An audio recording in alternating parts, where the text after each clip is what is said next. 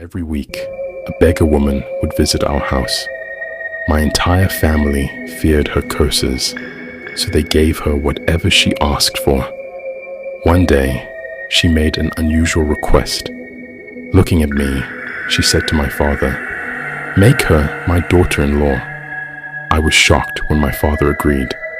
The beggar woman insisted the wedding take place at 10 p.m. that very night, not during the day. That night, my father sent me away as a bride. The beggar woman didn't let me see her son and led me to the bridal chamber. She said, "Don't be scared when your husband arrives." When my husband entered the room, I froze. He wasn't an ordinary human, but a terrifying figure, tall, with glowing eyes and an eerie red aura surrounding him. I trembled with fear. He spoke. "Do not be afraid. I mean you no harm." In a shaky voice, I asked, "Who are you? What is all this?" He replied, "I'm the beggar woman's son, but I am not human. I am a Jinn. My mother chose you because your pure heart and kindness touched her deeply. Humans like you are rare in our world." I began to cry, asking, "But why was I taken away from my family? I wasn't ready for this." He said, "Your parents wanted your happiness, and my mother assured them you would be happy with me. If you wish to return, I will take you back, but I promise you'll face no harm here." There was sincerity in his words, but fear still gripped me. Over time, I started to understand his world and realized he genuinely cared for my safety and happiness.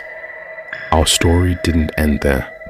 It marked a new beginning where the realms of humans and Jinn intertwined. With a trembling heart, I listened to the Jinn's words. His presence was commanding and unlike anything I had ever experienced.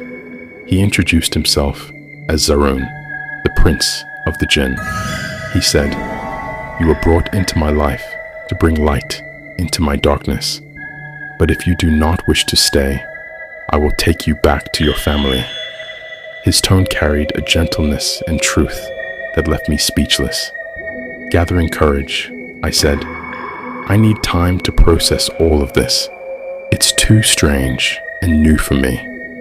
Zaroon nodded and replied, "Take as much time as you need. Remember, I will never force you to stay." He left the room, and I spent the night deep in thought. Though I was scared, I also felt comforted by his honesty. The next morning, I awoke to find myself in a palace-like place, filled with shimmering lights and strange but beautiful sights. Attendants, who were also Jinn, approached me with great respect and said, "Your Majesty, breakfast is ready." I froze in place. "Your Majesty, what kind of joke is this?" The attendant replied, "Prince Zaroon has accepted you as his life partner, and this palace is now your home." I was more confused than ever. I missed my family and mourned the distance from them, but everything around me felt like a surreal dream. Zaroon approached me and said, "If you miss your family, I can bring them here or take you to them. But first, you must decide whether you want to stay with me or return to your world." I told him, "I need to speak with my family and seek their advice." Zaroon immediately brought a magical mirror. As soon as I touched it, I could see my parents in our house, looking sad and worried.